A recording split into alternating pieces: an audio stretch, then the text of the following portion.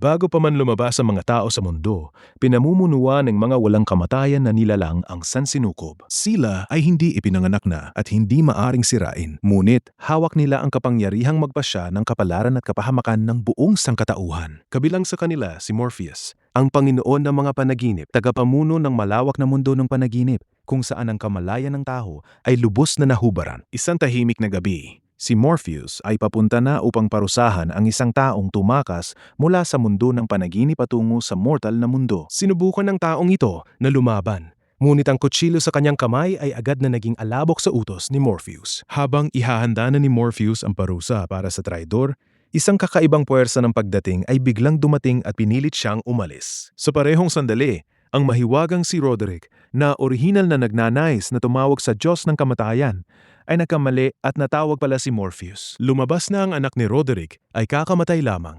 Dahil sa grabing dalamhati, hindi na siya nag-alinlangan pang gumamit ng ipinagbabawal na mahika. Ginamit niya ang kanyang sariling dugo at ang wika ng mga anghel bilang medium na may layuning ikulong ang Diyos ng kamatayan at pilitin itong buhayin ang kanyang minamahal na anak. Ngunit naglaro ang tadhana. Si Morpheus ang natawag, hindi ang Diyos ng kamatayan. Dahil sa puwersang paglalakbay sa panahon, pansamantala siyang nawalan ng malay. Sa sandaling iyon, inutusan ni Roderick ang kanyang pinakabatang anak na nakawin ng supot ng buhangin na nilikha ni Morpheus. Sa loob nito ay isang ruby na naglalaman ng bilyong-bilyong taon ng banal na kapangyarihan ni Morpheus. Nang makita ni Roderick na walang galaw si Morpheus, nangahas siyang kumilos mismo. Ngunit ang itim na uwak na katuwang ni Morpheus ay kalahating mulat pa rin ang isipan. Sinamantala ang kapabayaan ni Roderick at nagawa nitong makatakas. Matapos makuha ni Roderick ang mahiwagang sombrero ni Morpheus, ganap na nawalan ng lakas ang Panginoon ng mga panaginip. Siya, ang dating Panginoon ng mga panaginip, ay naikulong ng isang ordinaryong tao sa loob ng isang simpleng bilog na ginuhit sa lupa. Sa parehong sandali, dahil sa pagkawala ni Morpheus, ang mga panaginip ng sangkatauhan ay naging magulo. Nang sumikat ang araw, kinabukasan, ang ilan ay nahulog sa malalim na pagtulog at hindi na nagising. Ang iba naman ay hindi na makatulog magpakailanman. Hindi pinansin ni Roderick ang mga kakaibang pangyayaring ito.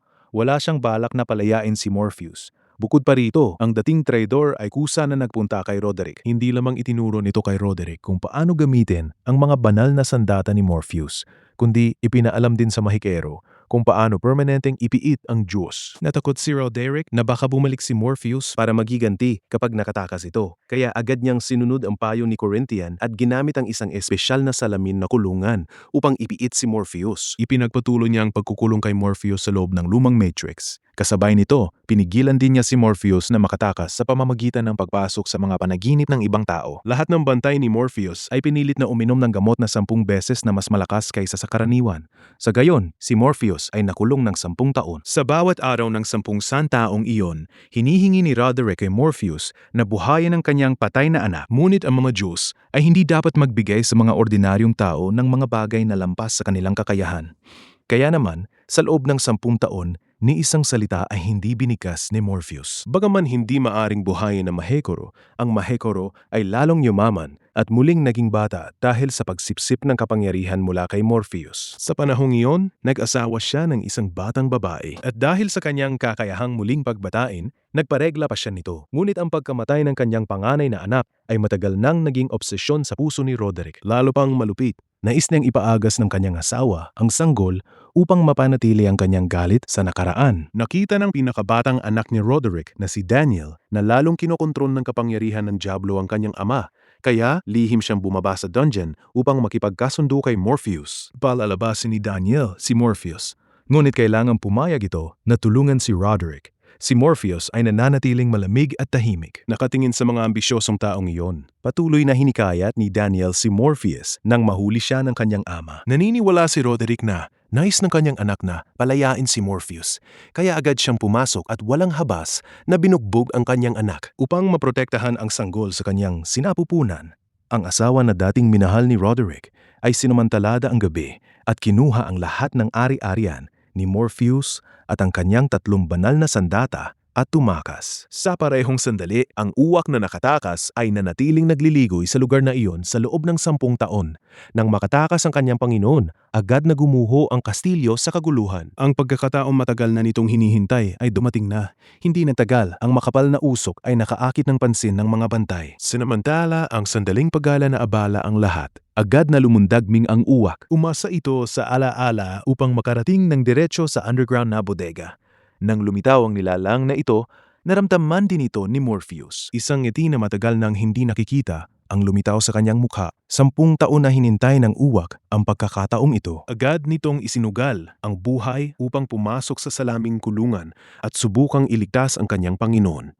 Ngunit sa susunod na segundo, ito ay malupit na binaril hanggang kamatayan. Ang gumawa nito ay walang iba kundi si Daniel, ang binatang nagsabing palalabasin niya si Morpheus. Narinig ni Roderick ang putok ng baril at agad na tumakbo. Sa kabutihan palad, hindi nasira ni Daniel ang salaming kulungan. Nawala ang pagkakataon ni Morpheus na makatakas. Malamig niyang tiningnan ang bangkay ng kanyang katuwang na uwak. Pagkatapos, lumingon siya upang masipat ang 2 tao sa harap niya. Saka pa lamang siya tunay na nagalit. Ngunit mapalad, ang mga Diyos ay may walang limitasyong panahon para maghintay at mag-isip dahil lihim na kinuha ng batang asawa ni Roderick ang lahat ng ari-arian ni Morpheus at ang 3 banal na sandata at tumakas. Nawala na ang lahat ng kalamangan ni Roderick. Kaya naman, nag-alok siya ng kondisyon ng pagpapalaya kay Ked Morpheus kapalit ng buhay at kayamanan. Ngunit, hindi pa rin nagbago ang isipan ni Morpheus. Dahil mas matagal na nabubuhay ang mga Diyos kaysa sa mga tao, basta magtiis lamang siya hanggang sa mamatay silang lahat, magiging malaya na siya. Ang saloobin ni Morpheus ay nagpagalit kay Roderick. Nang malapit na siyang mabaliw, pumagitna si Daniel upang pigilan siya. Ngunit ganap na nawala na ang katinuan ni Roderick at tinampal pa ang sarili niyang anak. Sa gitna ng pakikipaglaban, aksidenteng natamaan ng kanyang ulo ang salaming kulungan at nabuwal sa lupa. Ang kilos na ito ay pumatay sa kanya sa sandali ring iyon. Mula noon, si Daniel na ang bagong may-ari ng lugar na iyon. Inisip ni Morpheus na ang batang binata na pinagmasdan niya noong bata pa ito at ngayon ay luwaki na, ay palalabasin siya. Ngunit sa mapagpasyang sandali, nag-alinlangan si Daniel at umatras. Muli na namang napalampas ni Morpheus ang pagkakataong makalabas. Kaya, nagpatuloy ang kanyang pagkukulong ng isa pang 70 taon. Ang batang lalaki na si Daniel ay matanda na ngayon. Sa loob ng maraming taon, lagi na sanang palalabasin ni Daniel si Morpheus. Ngunit natatakot siyang maghiganti si Morpheus para sa insidente ng pinatay niya ang uwak. Subukan niya ang lahat ng paraan upang humingi ng tawad. Ngunit sa loob ng 100 taon, ni isang salita ay hindi pa nagsasalita si Morpheus. Alam ni Daniel na wala na siyang magagawa, kaya naman nagplanong niyak umalis. Ngunit bago umalis, sinadya ng kanyang katulong na gamitin ang wheelchair upang mapindot ang matrix sa lupa. Nagkaroon ito ng malabo. Nang ma-deactivate ang matrix, maaari nang muli ni Morpheus na gamitin ang kanyang kakayahan. Ang bantay ay kakainon pa lamang ng stimulant nang sa susunod na segundo ay nagsimula na itong humikab at nahulog sa malalim na pagtulog. Sa kanyang panaginip, nakita niya ang sarili niya na nagbabakasyon sa beach na napapalibutan ng mga magagandang babae. Ngunit biglang nagbago ang atmosfera. Isang hubad na anyo ang lumabas mula sa araw. Ang buong eksena ay agad na naging disyerto. Marahang umupo si Morpheus at kumuhang ng isang dakot ng buhangin sa kanyang kamay. Nagulat ang bantay at mabilis na hinugot ang kanyang baril at pumutok. Iyon mismo inaasahan ni Morpheus. Lahat ng bala ay tumama sa salaming kulungan. Sa wakas ay nasira na ni Morpheus ang bagay na nag-ipiit sa kanya sa loob ng napakaraming taon. Agad pagkatapos nun, kinuha ni Morpheus ang dakot ng buhangin na kunin niya mula sa kanyang panaginip at ibinato ito.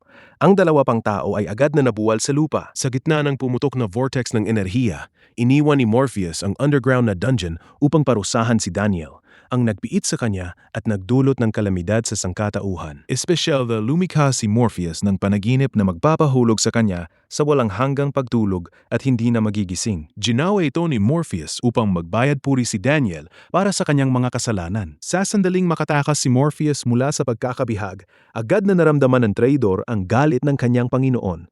Kaya nagsimula itong kumilos muli dahil ang mga sandata ni Morpheus ay ninakaw at siya ay nakulong ng 100 taon, malubha ang nagpahina ang kanyang mga kapangyarihan. Kakauwi pa lamang niya sa kaharian ng panaginip nang agad siyang mahimatay. Sa kabutihang palad, natuklasan siya ng babaeng katiwala sa mundo ng panaginip. Sa pagbabalik ng Gis ng panaginip, muling nabuksan ang pintuan sa mundo ng panaginip. Ngunit ang lugar na dating maunlad ay naging disyerto at guho na ngayon. Lumabas na dahil nawala si Morpheus ng 100 taon. Ang mundo na kanyang pinapanatili ay unti-unting gumuho dahil sa kakulangan ng kapangyarihan. Ang mga bangungot na kanyang nilikha ay naghimagsik laban sa kanya o bumaba sa mundo ng tao upang hanapin ang kanilang Panginoon. Pagkatapos ng maraming taon, sa wakas ay malaya na si Morpheus. Ngunit ang naghihintay sa kanya ay eksena ng kanyang bahay na wasak at walang naiwan. Ganun na lamang, bumalik siya sa palasyo ng mabigat ang puso. Ngunit habang halos muling lilikha ng mundo ng panaginip na tukluksanan niyang wala siyang lakas. Nawala ang kanyang 3 espesyal na sandata at nakulong siya ng 100 taon. Ngayon ay napakahina niya. Upang muli niyang makontrol ang lahat at habulin ang traidor na tumakas sa tunay na mundo, kailangan niyang hanapin ang 3 nawalang sandata. Ngunit ang mga sandatang yun ay nawala na ng daan-daang taon. Nais ni Morpheus na malaman ang eksaktong kinaroroonan ng mga ito, kaya maaari lamang siyang manalangin sa mga fates. Ngunit ang 3 Diyosang iyon ay tumutulong lamang kapag may ibinibigay na regalo upang mabawi ni Morpheus ang bahagi ng kanyang kapangyarihan at maghanda ng regalo upang mapagalak ang mga Diyosa. Kailangan niyang hanapin ang tanging buhay na nilalang sa mundo ng panaginip, ang unang nilalang na kanyang nilikha. Ang nilalang na iyon ay tila alam na ang pagdating ng kanyang Panginoon.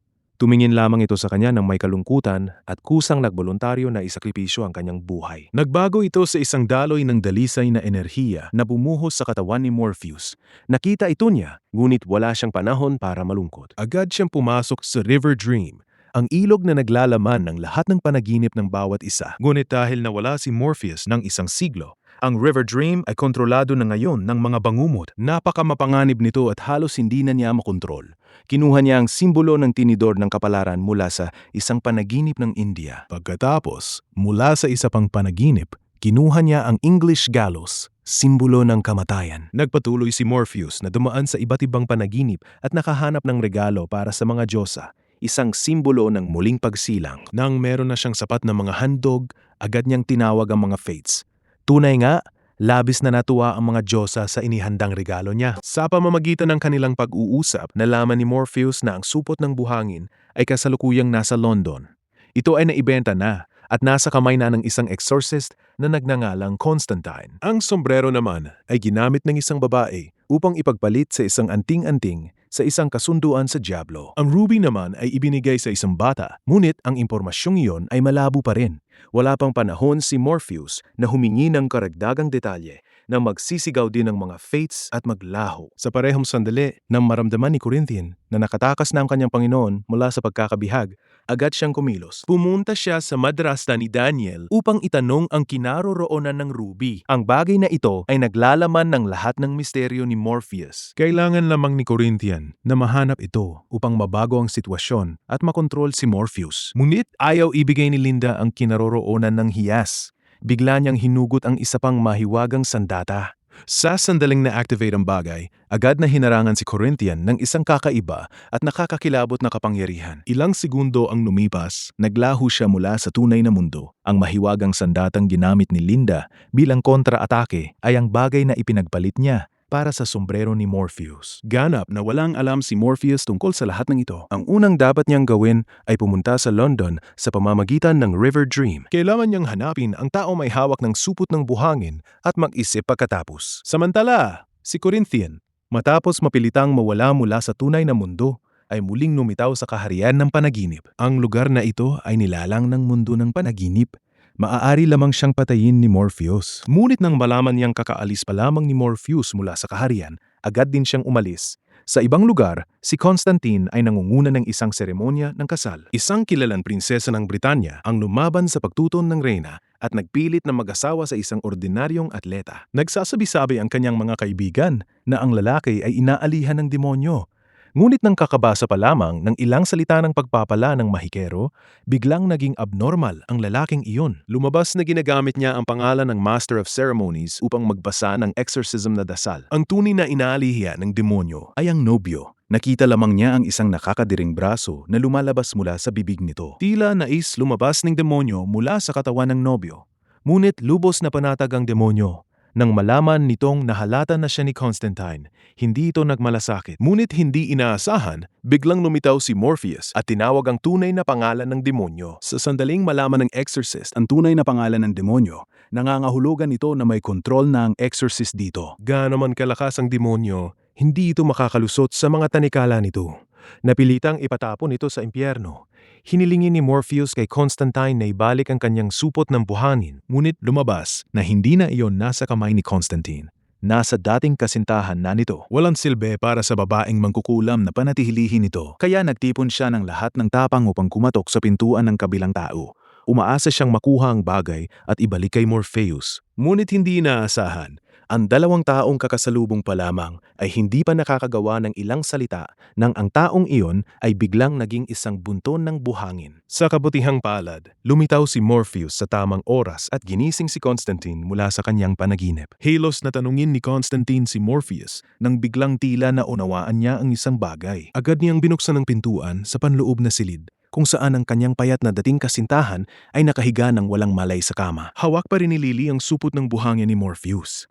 Lumabas na mula nang umalis si Constantine, hindi makalimot si Lily sa kanya. Ginamit niya ang supot ng buhangin upang ilubog ang sarili sa isang panaginip kung saan maaari niyang makita ang kanyang minamahal magpakailanman. Ngayon na malapit nang mamatay si Lily, agad na humingi ng tulong si Constantine kay Morpheus.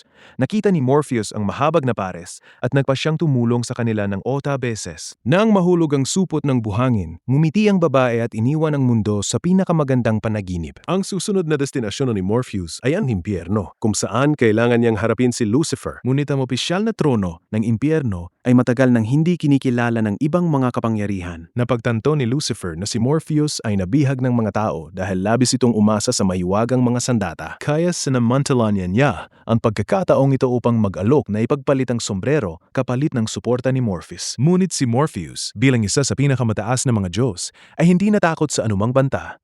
Ayaw ni Lucifer na makipaglaban sa kanya, kaya agad siyang nagpakita ng mabuting loob at tinipon ang lahat ng demonyo sa impyerno para tanungin ni Morpheus ang bawat isa sa kanila ng kalayaan. Ang kilos na ito niya ay upang ipakita ang kanyang paggalang kay Morpheus. Harap sa una ni Lucifer na pag-atake, si Morpheus ay mayroon ding sariling paraan. Ginamit niya ang supot ng buhangin na katatapos lang niyang mahanap. Sinamantala niya ang koneksyon sa pagitan ng mga sandata upang porsahang tawagin ang taong may hawak ng sombrero mula sa bilyon-bilyong demonyo patungo sa kanya. Hindi inaasahan, nangasahang ang maliit na demonyo na hayagang manggalit kay Morpheus. Idineklara nito na tanging kapag natalo siya ni Morpheus, ang mababawi ni Morpheus ang sombrero. Tanging noon maaring makatakas si Morpheus mula sa pagkakabihig. Si Morpheus, na puno na ng galit, ay agad na tinanggap ang hamon. Ngunit pagdating sa pagpili ng kinatawan, espesyal na tinukoy ng kalaban si Lucifer, ang Panginoon ng impyerno. Malinaw na ito ay isang paunang plano. Ngunit hindi natakot si Morpheus. Sa harap ng buong hanay ng mga demonyo, opisyal na nagsimula ang pinakamataas na labanan. Sa parehong sandali, matapos harapin ni Linda si Corinthian, nalaman din niya na nakaalis na si Morpheus. Natakot siyang maparusahan. Kaya agad siyang tumakbo sa isang mental na ospital. Mahigpit na binabantayan ang lugar na ito. Lumabas na mula nang ibigay ni Linda ang ruby sa kanyang anak. Ginamit nito ang kapangyarihan ng ruby upang gumawa ng isang serye ng mga krimen. Upang maprotektahan ang kanyang anak, napilitan siyang ikulong ito ng ilang dekada. Ngunit kahit nakulong siya ng napakatagal, hindi pa rin niya ibinubunyag ang kinaroroonan ng ruby. Sa kabaligtaran, lalong kapuotan ng anak ang kanyang ina. Upang mapawi ang galit ng kanyang anak, ibinigay ni Linda sa kanya ang anting-anting, ang bagay na ipinagpalit niya para sa mahiwagang sombrero. Umasa siyang makapalit ang ruby upang maibigay kay Morpheus. Ngunit sa sandaling nawala ang anting-anting ni Linda, agad siyang tumanda ng 140 taong gulang. Hindi nagtagal, namatay na si Linda. Ngunit ang kalungkutan ng ina ay hindi nakagalaw ng anak niya. Sa kabaligtaran, ang anting-anting na ibinigay nito sa kanya ay naging kondisyon para makalabas siya mula sa lugar na iyon. Sa parehong sandali, nagsimula na ring makipaglaban ang Panginoon ng impyerno at ang Panginoon ng mga panaginip. Naghambing sila ng kanilang mga kakayahang lumikha. Lumikha sila ng bawat nilalang upang labanan ng isa't isa. Ang isang panig ay lumikha ng isang nilalang. Ang kabilang panig ay agad na lumikha ng isang napakalakas na kalaban upang salungatin ito. Maging ang planeta na katatapos lang likhin ni Morpheus ay agad na winasak ng meteorito ni Lucifer. Dahil dito, pati na si Morpheus ay seryosong nasugatan. Ngunit naisip pa rin niya ang isang paraan upang lumikha ng isang sansinukob upang mapayapa ang lahat. Ngunit tila naghanda na ng Lucifer ng maaga. Agad siyang nag-isip ng plano upang harapin ito. Sa sandaling matapos siyang magsalita, agad na winasak ang sansinukob na nilikha ni Morpheus. Bumagsak din siya sa lupa, hingal na hingal. Nakita ito ni Lucifer at naisip niyang nanalo na siya. Ngunit sa huli, binalaan pa rin niya si Morpheus. Sa sandaling sinabi ni Morpheus ang salitang pag-asa, ang malungkot na impyerno ay agad na nailaw ng isang nakasisilaw na liwanag. Nakatayo si Lucifer habang tinitingnan ng liwanag ng pagtasa sa harap ng kanyang mga mata, hindi makapag-isip ng paraan upang harapin ito. Sa huli, napilitan siyang tanggapin ng pagtatalo. Matapos matalo ng makapangyarihan ni Morpheus ang Panginoon ng Impyerno, kinuha niya ang kanyang sombrero. 2 na sa 3 sandata ang nabawi niya. Umasa si Morpheus sa mahiwagang koneksyon sa pagitan ng mga sandata at agad na nakita ang kinaroroonan ng huling ruby. Ngunit sa sandaling iyon, si John, na may proteksyon ng anting-anting, ay puwersahang nakalabas mula sa mental na ospital. Kung makukuha muna niya ang ruby, si Morpheus ay mabibihigang muli ng daan-daang taon. Ang malaking estatwang lumulutang sa langit ay ang tunay na kalikasan ng Diyos ng pagnanasa. Sa loob ng estatwa ay isang malaking puso na patuloy na titibok. Ang pagnanasa at kawalan ng pag-asa ay magkaparehong kambal, ngunit ang kawalan ng pag-asa ay isang mataba na babae. Ang buong katawan niya ay nagbibigay ng pakiramdam ng pagkalugi at kawalan ng pag-asa. Sa kabaligtaran, ang Pei Agnanasa ay may libu-libong mukha. Sinuman ang makakakita sa kanya ay hindi maaaring labanan ang kanyang alindog. Ngunit tanging ang kanyang kapatid na si Morpheus ang hindi. Dahil sa mga panaginip, lahat ay nandoon na. Upang maghiganti kay Morpheus, binalak ng Diyos ng pagnanasa na pabihaging siya ng mga tao. Pinilit niya si Morpheus na makulong ng 100 taon. Sa oras na iyon, umasa si Morpheus sa kanyang mahiwagang sandata at agad na naramdaman ang kinaroroonan ng huling bagay. Ngunit nang mahawakan lamang ni Morpheus ang ruby, natulak siya ng kanyang sariling sandata. Sa parehong sandali, kakatakas pa lamang ni John mula sa kampo at nakarating sa natamang oras. Yumuko siya upang kunin ang ruby sa lupa at dahan-dahang umalis. Noon lamang, napagtanto ni Morpheus na ang kanyang sandata ay nabago na. Pagkatapos makuha ni John ang ruby, pumunta siya sa isang teta restaurant at pinamasid ang lahat doon.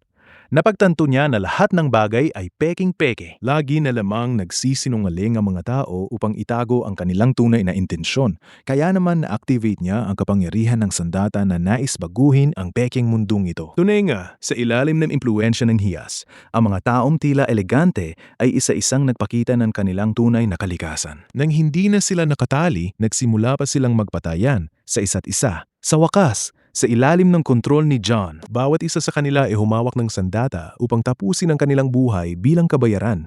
Ngunit agad pagkatapos noon, ang 3 taong patay na ay biglang bumangon. Sila ang mga Fates. Sa oras na iyon, si John ay nakatayo sa isang sangandaan ng kanyang buhay.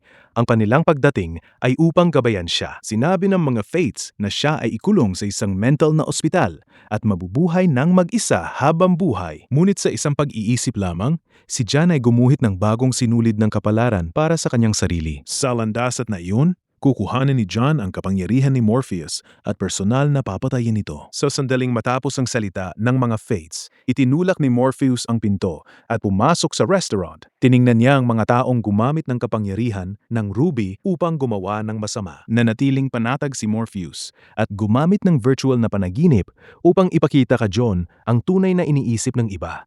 Lumabas na ang pagpipigil ay hindi nangangahulugang pagsisinungaling. Sa kabaligtaran, sila ay lahat ay nagsusumikap para sa kanilang sariling mga panaginip. Ngunit hindi pinansin ni John ito. Hindi pa rin niya nakikitang may mali sa paggamit ng kapangyarihan ng mahiwagang mga sandata ng walang pahintulot. Naisip niya na ang tinatawag na panaginip ay kasinungalingan lamang.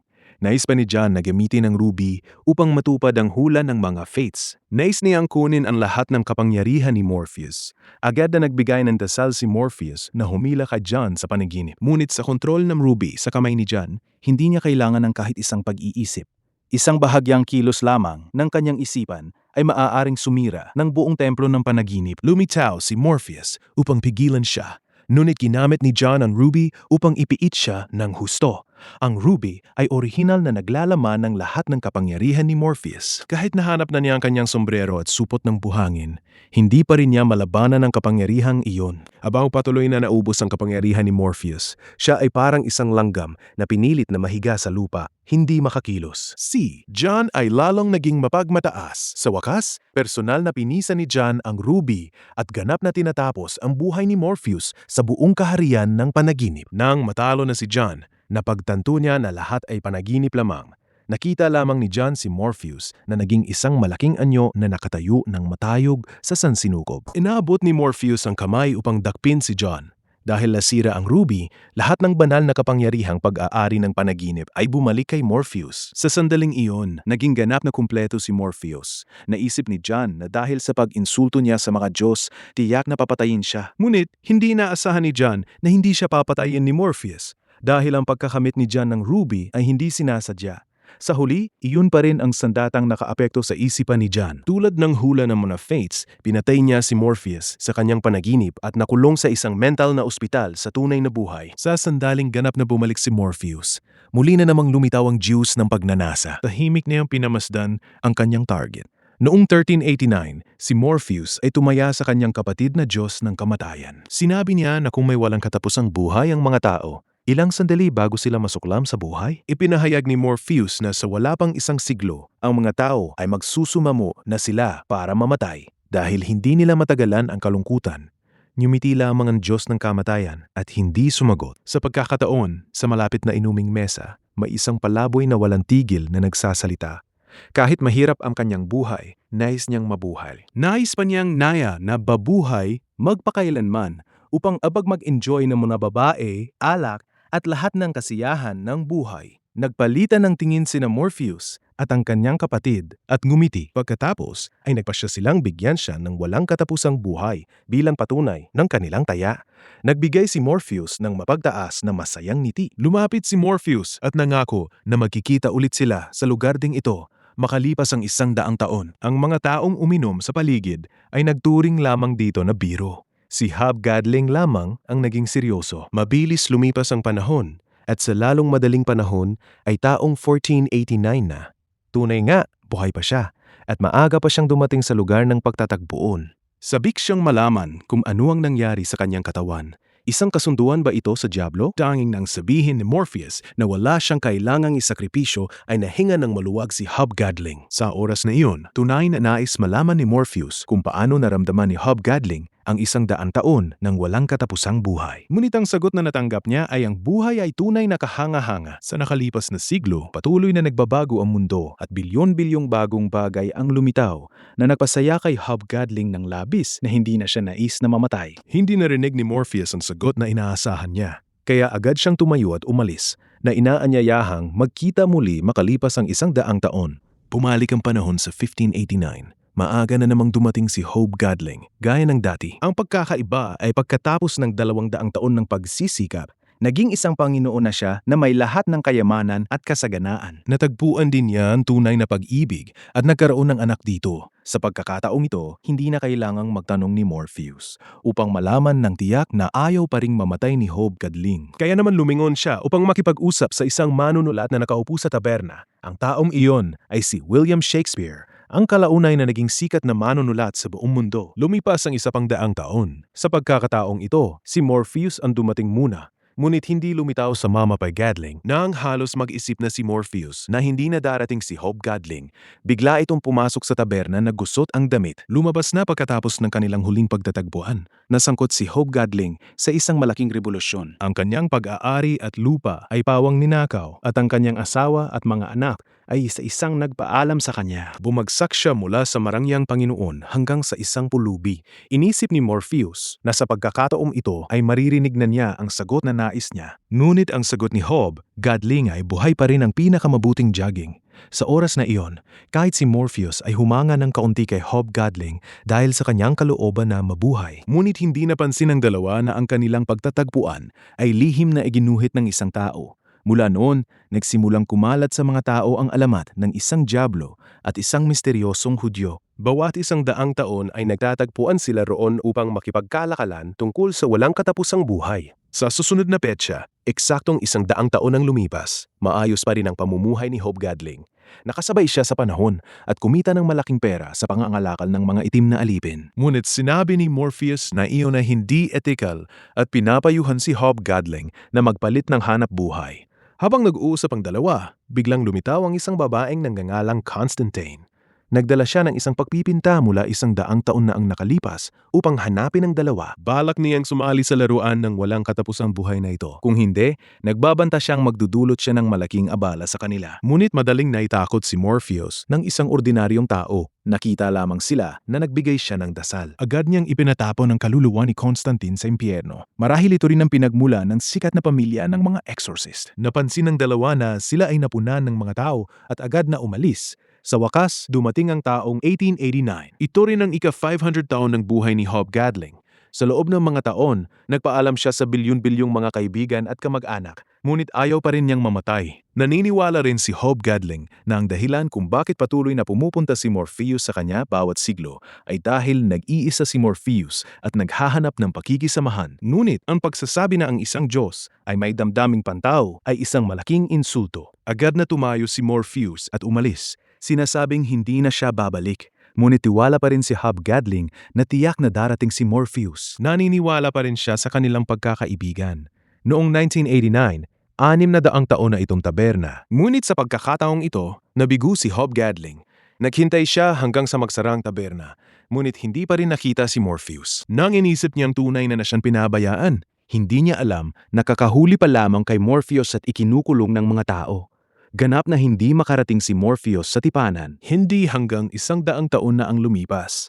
Nang makatakas na si Morpheus mula sa pagkakabihag, mahanap na 3 sandata at mabawi ang kanyang mga kakayahan na kailangang mamili siya kung makikiusap muli kay Hobgadling o hindi. Dahil sa nakalipas na 100 taon, nakita niya ang kasakiman ng mga tao. Nagsimulang mag-alinlangan si Morpheus kung ang mga tao ay karapat-dapat pa bang protektahan.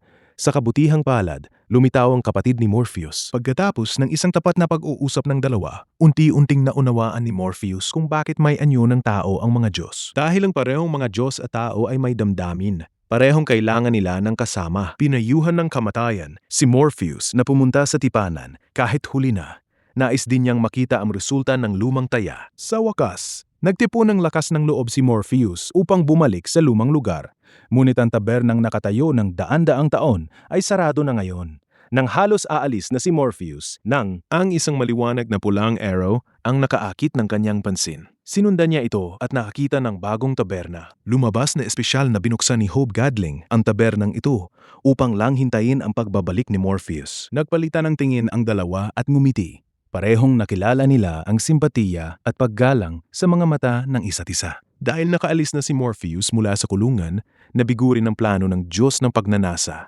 Ngunit, mabilis siyang nagplano ng bagong pakana. Mula nang maitapon si Lucifer mula sa langit at pamunuan ng impyerno, naging siya ang Panginoon ng bilyon-bilyong mga demonyo roon. Ngunit mula nang lusob ni Morpheus ang impyerno at matalo siya sa harap ng bilyon-bilyong mga demonyo, at nang lumitaw ang sinag ng liwanag sa kadiliman, napagtanto ni Lucifer kung ano ang isang Diyos. Sa huli, mapapanood na lamang niya si Morpheus na kunin ang helmet at doon ay magarang umalis. Nais ni Lucifer na mabawi ang kanyang karangalan. Kaya agad niyang isinugo ang isang demonyo na prinsesa sa ilalim ng kanyang utos upang samahan ng Diyos ng kawalan ng pag-asa. Nagpadala sila ng isang patay na kaluluwa upang sakupin ang panaginip ng isang babae. Nang managinip ang babaeng ito ng kanyang patay na asawa, agad siyang tumakbo upang makausap ito. Hindi inaasahan. Pagkatapos lamang ng isang yakap, si Rose ay agad na nabuntis at malapit ng manganak. Agad siyang nagising. Ngunit ang kakaibang bagay ay ang bata na buntis siya sa kanyang panaginip ay dinala sa katotohanan. Malapit na itong ipanganak. Lumabas na sa loob ng 100 taon na nakulong si Morpheus ng mga tao, ang mundo ay nahulog sa kaguluhan. Ang kanyang kakayahan ay tumagas sa tunay na mundo na naging sanhi ng ilang tao na hindi na makatulog magpakailanman. Ang iba naman ay nakulong sa kanilang mga panaginip. Ang mundo ng panaginip at katotohanan ay nagtagpo ng daan-daang taon. Nagbuka ito ng isang nightmare vortex at pumili ng isang tao bilang tagapangalaga. Salamat dito, nagawa ni Rose na porsahang pumasok sa palasyo ni Morpheus. Si Morpheus ay nakabawi na ng mga sandata at bumalik sa kanyang pinakamataas na antas. Sa una, hindi siya nagmalasakit sa isang ordinarang tao. Ngunit nang patuloy na damahulog si Rose sa mga panaginip, ang kanyang panaginip ay parang isang bagyo. Patuloy itong kumakalat at sumasaklaw sa mga panaginip ng ibang tao. Ang pinakamalapit na kaibigan ni Rose ay naapektuhan din. Hindi lamang sila nabuntis sa panaginip, kundi nanganak pa sila sa tunay na mundo. Inisip ni Rose na sisisihin siya ni Rose Walker, ngunit lubos na natuwa si Rose Walker nang tanggapin niya ang bata. Nang may pag-asang iyakay ni Rose si Rose Walker sa bahay ng panaginip, natuklasan niya na si Morpheus ay nakarating na muna. Nakilala ni Morpheus si Galt bilang isang espiritu na sumakop sa panaginip, kaya agad na pinalayas ni Morpheus ito. Bukod pa rito, dahil ipinanganak ang bata mula sa isang panaginip, darating si Morpheus upang kunin ito sa araw ng kapanganakan. Halos makipagtalo na si Rose kay Morpheus nang puwersahang pinutol ni Morpheus ang panaginip. Ngunit hindi tinanggap ni Rose ito, kaya nagpatuloy siyang humalog sa panaginip at porsahang sinalakay ang palasyo. Malakas na idineklara ni Rose na kung may mangahas na galawin ng bata, sisirain niya si Morpheus. Hindi hinayaan ni Rose si Morpheus na magpaliwanag bago niya kinuha ang inisyatiba na muling pinutol ang panaginip. Sa parehong sandali, habang nagpapatuloy na managinip si Rose, lalong sumasipsip siya ng mahiwagang enerhiya mula kay Morpheus. Naging sanhi ito ng various musher ng bilyon-bilyong panaginip, kahit ang mga panaginip na orihinal na hindi totoo ay nagsimula na ring magdulot ng pagkagulat sa tunay na buhay. Sinamantala ni Corinthian ang pagkakataon upang lumapit kay Rose.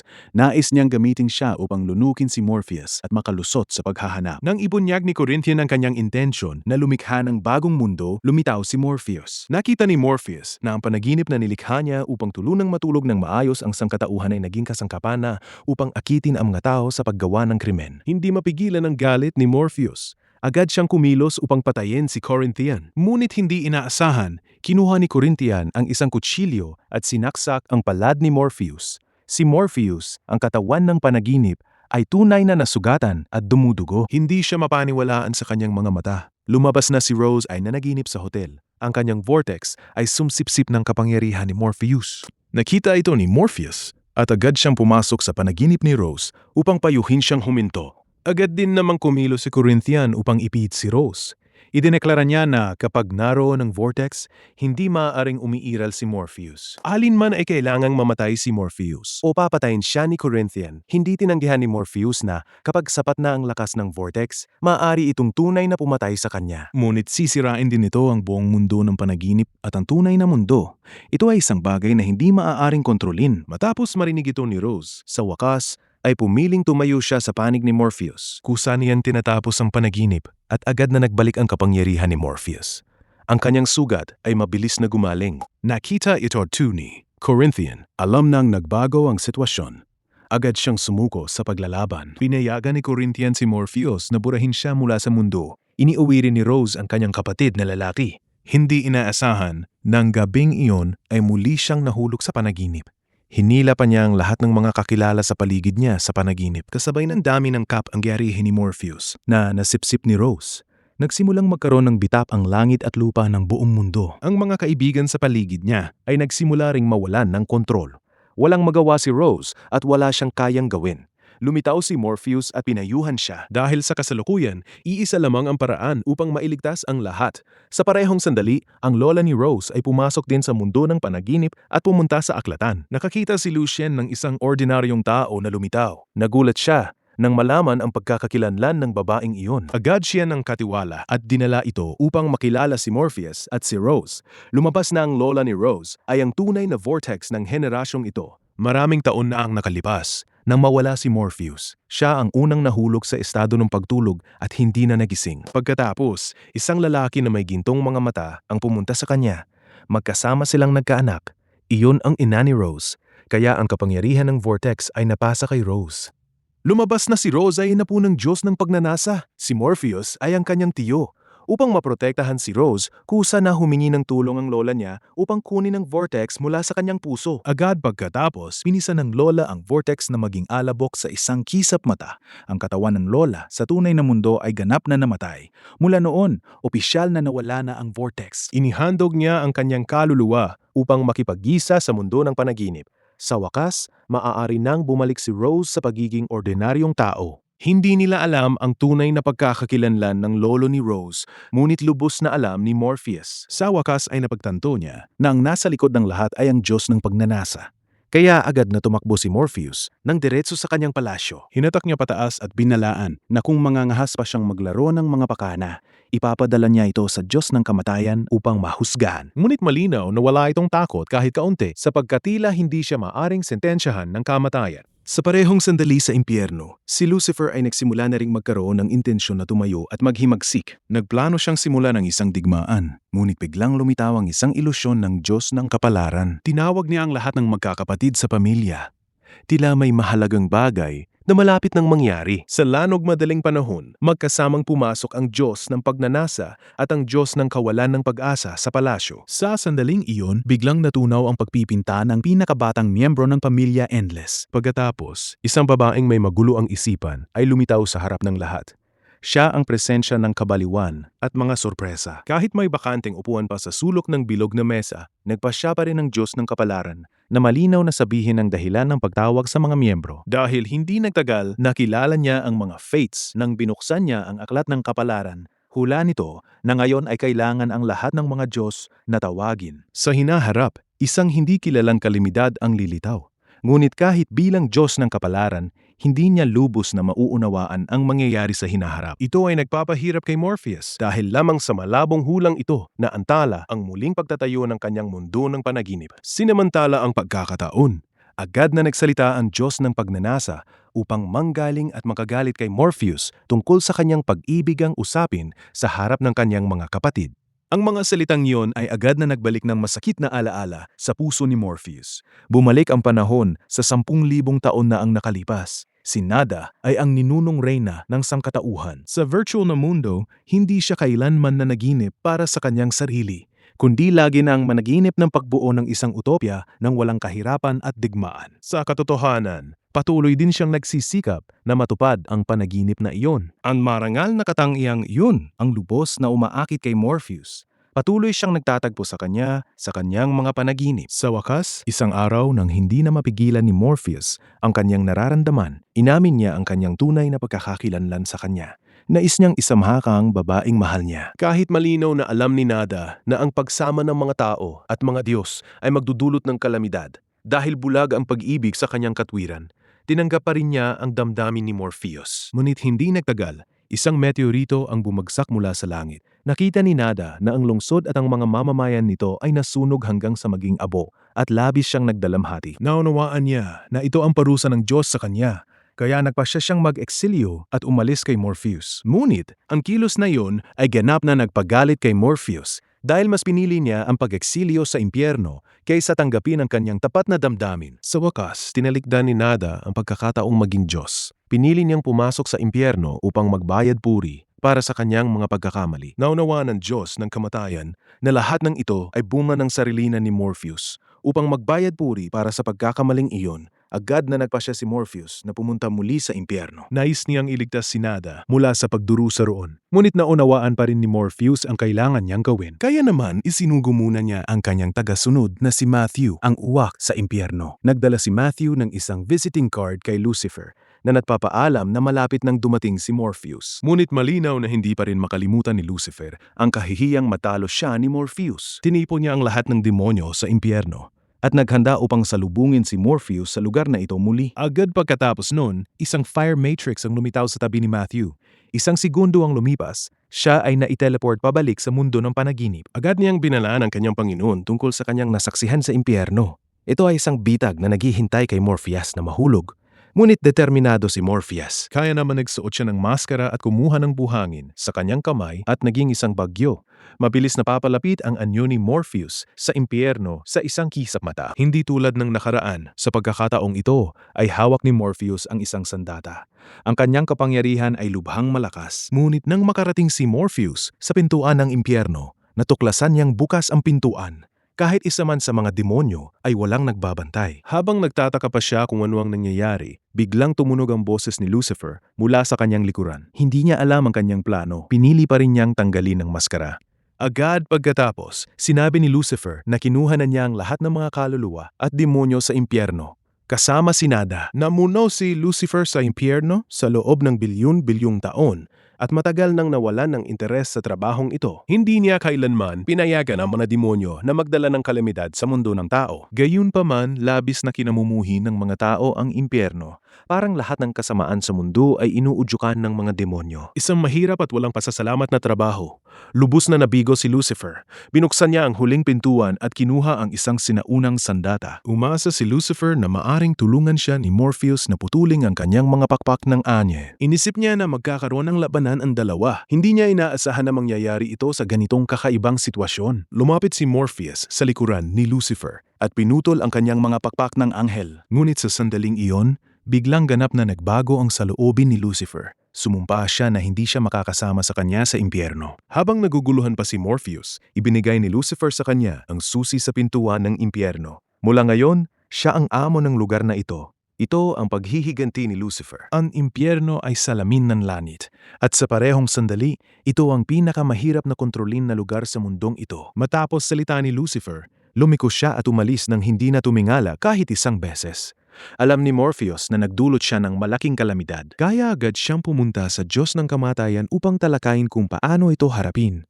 Sinabi ng Diyos ng Kamatayan na ang mga nilalang sa impyerno ay kasalukuyang nagdadao sa mundo. Kung hindi nila sila titigilan sa tamang oras, ang ibang mga Diyos ay lahat ay darating upang magdulot ng abala kay Morpheus. Sa kasalukuyan, dalawa lamang ang pagpipilian ni Morpheus. Pamunuan ang impyerno mismo o ibigay ang susi sa pintuan ng impyerno sa isa pang mapagkakatiwalaang pinuno. Natapos ang salita ng Diyos ng Kamatayan at umalis ito.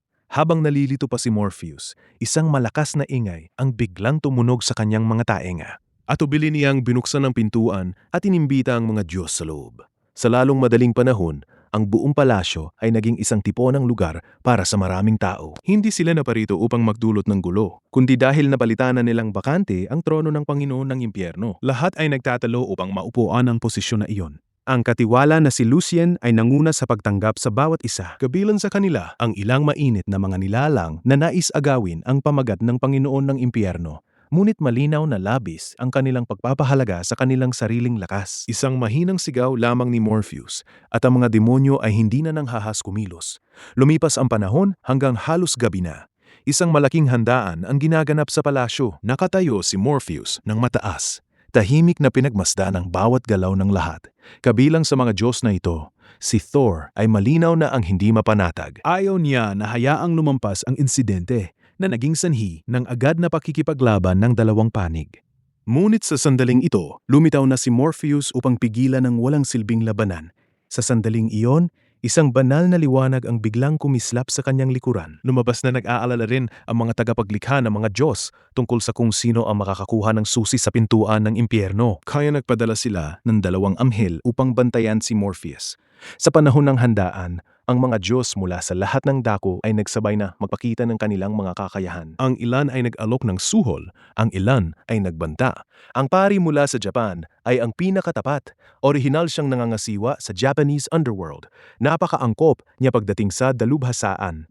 Ngunit sa sandaling iyon, hinarangan ni Odin ang landas ni Morpheus at sinabi na mayroon siyang impormasyon sa kamay na hindi maaring tanggihan ni Morpheus. Lumabas na, nais din ni Odin na kunin ang trono ng Panginoon ng impyerno. Dahil nag-aalala siya na pagkatapos ng Ragnarok, ang mga tao ng Asgard ay wala nang matutuluyan. Ang impyerno ay malamang na magiging angkop na kanlungan. Nang matapos ang handaan, lumabas si Morpheus sa ilalim ng liwanag. Ngunit hindi pa rin siya madaling makagawa ng desisyon. Kinabukasan ng umaga, si Azazel, na dating leader sa ilalim ni Lucifer, ay nais na personal na makilala si Morpheus. Naganda si Azazel ng regalo upang ialay kay Morpheus. Nais ni Azazel na gamitin ang kaluluwa ni Nada upang balakin si Morpheus. Ngunit ang pagmamalaki at dignidad ng isang Diyos ay hindi maaaring lapastanganin. Mahinahon na sumagot si Morpheus na anunsyahin niya ang mga resulta mamaya. Ngayon, si Azazel umalis na bago pa mahuli ang oras. Sa maagang umaga ng kinabukasan, tinipon ni Morpheus ang lahat ng mga Diyos sa pangunahing palasyo. Mayroon na siyang piniling tao sa isipan. Ganap na binanggit-banggit ni Morpheus ang marahas na titig ni Azazel. Pagkatapos ay lumakad siya sa gitna ng crowd. Sa ilalim ng mapagasang tingin ng lahat ng mga Diyos, diretso pumunta si Morpheus sa dalawang anghel. Lumabas na ang impyerno sa puwatrato nilikha ng langit, at ang nakaraang lupanginoon ng impyerno, si Lucifer, ay isang anghel din. Ang Diyos ang pinaka-mega wise man, ang pinakapangyarihang puwersa sa kainabungaan. Kaya natural na walang nangahas na makialam sa kanya. Ngunit si Azazel ay hindi pa rin sumuko. Sa galit, idineklara niya na susunugin niya ang kaluluwa ni Nada. Agad pagkatapos noon, inihayag niya ang kanyang tunay na pagkakakilanlan. Nakita ni Morpheus si Nada na nagpupumilit sa sakit sa tiyan ni Azazel, kaya agad siyang humakbang ng walang pag-aatubili. Hinawakan ni Morpheus ang kamay ni Nada at ginagamit ang lahat ng kanyang lakas upang hilahin ito palabas. Ngunit ito mismo ang plano ni Azazel. Agad niyang nilunok si Morpheus sa kanyang tiyan. Nais niyang nakawin ang banal na kapangyarihan ni Morpheus. Sa kaharian ni Morpheus, lahat ng panuntunan ay siya ang nagpapasya. Malinaw na hindi napagtanto ni Azazel ang tunay na agwat sa pagitan niya at ng isang Diyos.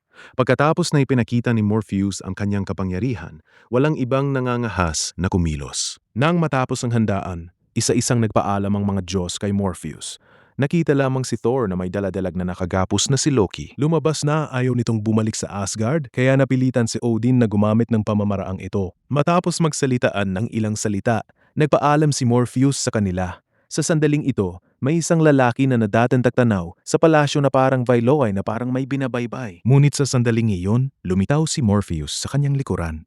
Lumabas na ang lalaking ito ay ang Diyos na si Loki. Ayaw niyang bumalik sa isang lugar na hindi kakaiba sa isang kulungan tulad ng Asgard, kaya nais niyang tumakas. Sinabi ni Loki na basta hindi siya pilitin ni Morpheus na bumalik, gagawin niya ang anumang bagay. Agad na sumagot si Morpheus na maaari siyang lumikha ng isang individual na katulad ni Loki upang linlangin si Odin. Ngunit ang presyong babayaran ay sa hinaharap. Si Loki ay dapat tumulong kay Morpheus na makumpleto ang isang gawain. Natapos na ni Morpheus ang kalat dito at nagmadaling pumunta upang hanapin si Nada. Ngunit matapos ang 10,000 taon ng pagdurusa sa impyerno, wala na siyang nararamdaman para kay Morpheus.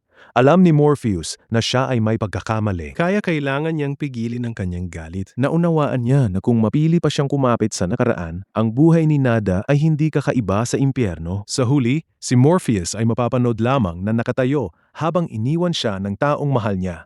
Pumasok si Nada sa mundo ng tao upang simulan ang susunod na siklo ng muling pagsilang. Ang buong kaharian ng Pisinaanana ang pagganapatabo sa ingayin ay umuulan din sa oras na iyon. Sumusunod sa kanyang mabigat na kalooban. Sa sandaling ito, isang uwak ang biglang nagpunta upang ibalita. Lumabas na ang pinuno ng mga dragon ay humuli ng isang manlusob. Agad na pumunta si Morpheus sa pintuan at napagtanto na ang taong katatapos lang humuli ay ang kanyang kapatid. Siya ang Diyos ng pag-asa, Delirium. Lumabas na matapos mawala na ang Diyos ng pagkawasak sa pamilyang Endless. Ang taong pinakamalapit sa kanya, ang Diyos ng pag-asa, ay lalong gumaba hanggang sa magkasakit na. Sa parehong sandali, ang domain na pinamamahalaan ng Diyos ng pagkawasak ay walang pupumalit. Maaring magdulot ito ng kalamidad sa mundo ng tao sa hinaharap.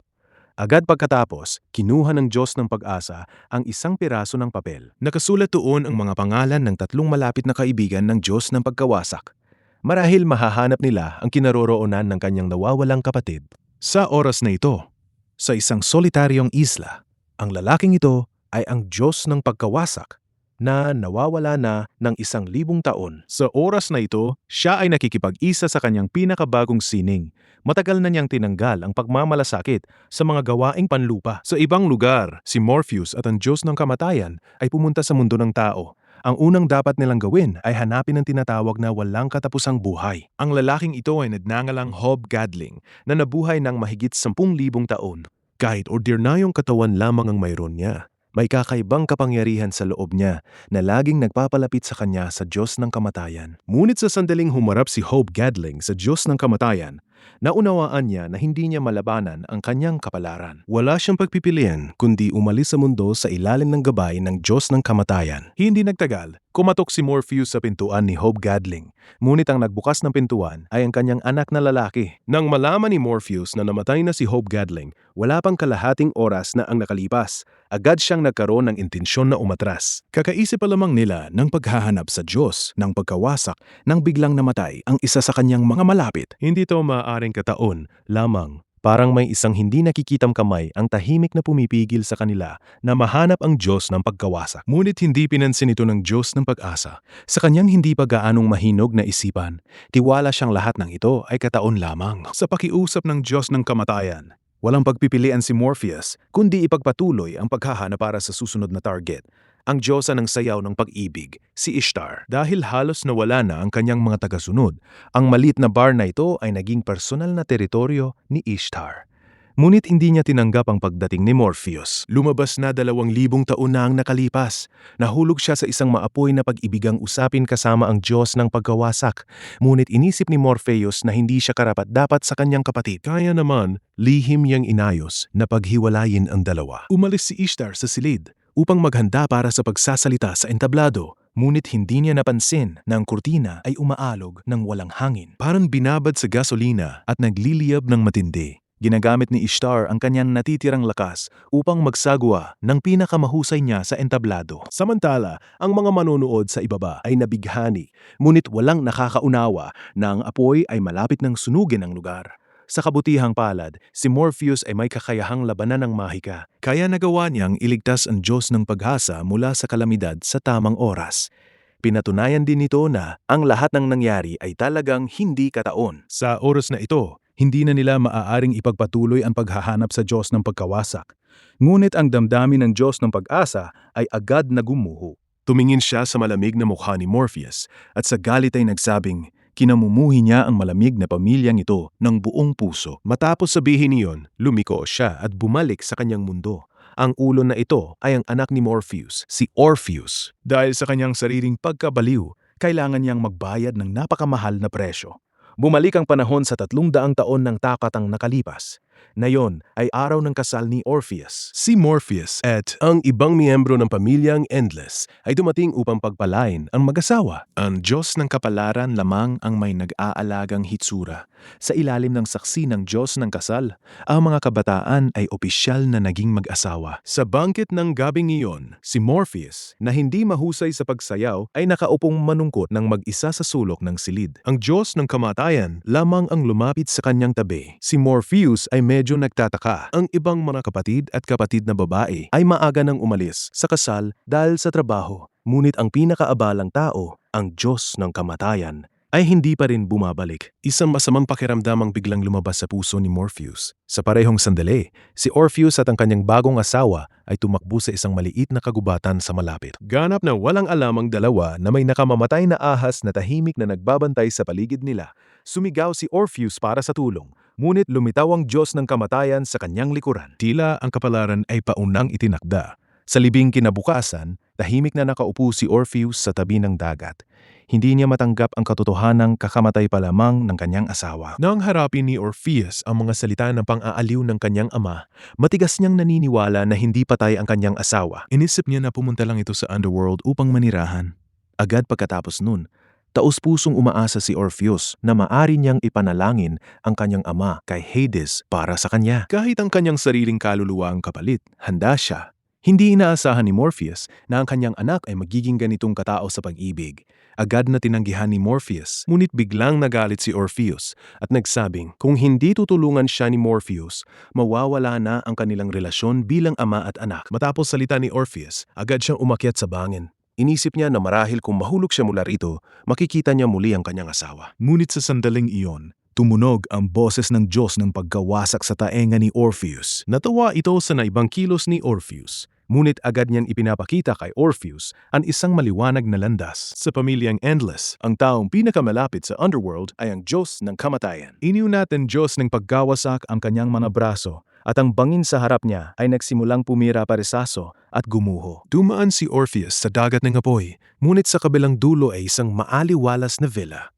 Hindi nagulat ang Diyos ng kamatayan sa biglaang pagbisita ni Orpheus. Kahit pinamumunuan niya ang kamatayan, hindi niya direktang makukuha ang mga kaluluwa mula sa underworld. Bilang tugon sa paulit-ulit ng Orpheus, kinuha ng Diyos ng kamatayan ang isang susi at binuksan ang pintuan ng basement. Ito ang pasukan sa underworld. Ngunit bago umalis si Orpheus, nagbigay sa kanya ng regalo ang Diyos ng kamatayan. Walang katapusang buhay. Tanging sa gayon lamang siya makakalusot ng walang takot sa underworld. Ni hindi nag-alinlangan si Orpheus at agad na pumasok. Sa lalong madaling panahon, nakarating si Orpheus sa teritoryo ni Hades. Ngunit ang lugar na ito ay puno ng mga kaluluwa na naghihintay na muling isilang. Labis na mahirap para Orpheus na hanapin ang kanyang asawa sa gitna ng dagat ng mga tao. Sa parehong sandali, naramdaman din ni Hades at ng Reyna ang hininga ng isang buhay na tao. Ngunit matapos malaman ni Hades ang pagkakakilanlan at layunin ni Orpheus, nagpasya pa rin siyang tanggihan dahil ang underworld ay walang pabalik na daan. Napilitan si Orpheus na umalis sa isa pang landas.